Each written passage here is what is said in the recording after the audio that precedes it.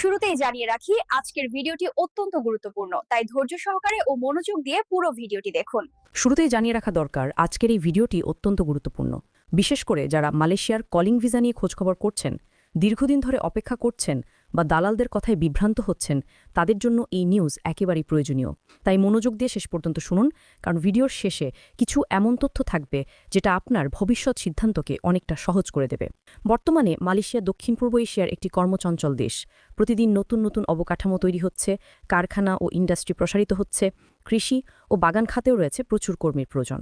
এত বিশাল কর্মক্ষেত্র চালাতে স্থানীয় শ্রমিক যথেষ্ট নয়, তাই তাদের বিদেশি কর্মীর ওপর নির্ভর করতে হয়।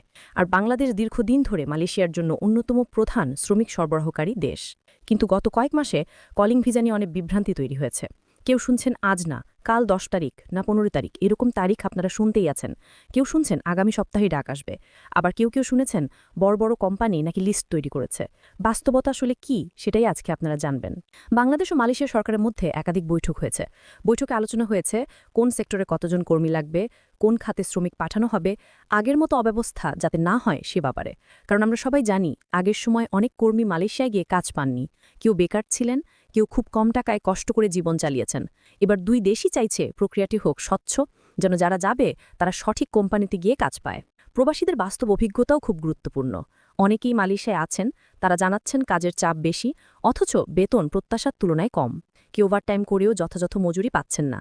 তাই নতুন করে যারা যেতে চান তাদের জন্য সবচেয়ে জরুরি হচ্ছে যাচাই বাছাই করে সঠিক কোম্পানির অধীনে যাওয়া। এবার আসি মালয়েশিয়ার বর্তমান প্রয়োজনীয়তার কথায়। দেশটির ম্যানপাওয়ার মন্ত্রণালয় বিভিন্ন সময় জানিয়েছে যে তাদের বিদেশি কর্মীর চাহিদা রয়েছে। বিশেষ করে বাংলাদেশ, নেপাল, ইন্দোনেশিয়া, ভিয়েতনাম সহ কয়েকটি দেশ থেকে কর্মী নেওয়ার পরিকল্পনা করা হচ্ছে। মালয়েশিয়া মেডিকেল প্রসেসের ধাপও গুরুত্বপূর্ণ। প্রথমে বিএমইটিতে রেজিস্ট্রেশন করতে হয়, এরপর অনুমোদিত মেডিকেল সেন্টারে স্বাস্থ্য পরীক্ষা হয়। রক্ত পরীক্ষা, এক্স-রে, ইউরিন টেস্ট সহ সবকিছু পাশ করলে রিপোর্ট মালয়েশিয়া পাঠানো হয়। এরপর ভিসা প্রসেস, ট্রাভেল পারমিট এবং টিকিট সংগ্রহ করতে হয়। এখন আমরা বিস্তারিতভাবে কিছু সেক্টরের চাহিদা নিয়ে বলছি। বর্তমান পরিস্থিতি অনুযায়ী মালয়েশিয়ার শ্রমবাজারে সত্যি কর্মীর প্রয়োজন রয়েছে। মালয়েশিয়ার অনেক বড় বড় সেক্টর, যেমন palm oil plantation, construction, manufacturing, service sector, এমনকি কৃষি খাতে প্রচুর কর্মীর প্রয়োজন। দেশটির অর্থনীতি, কর্মী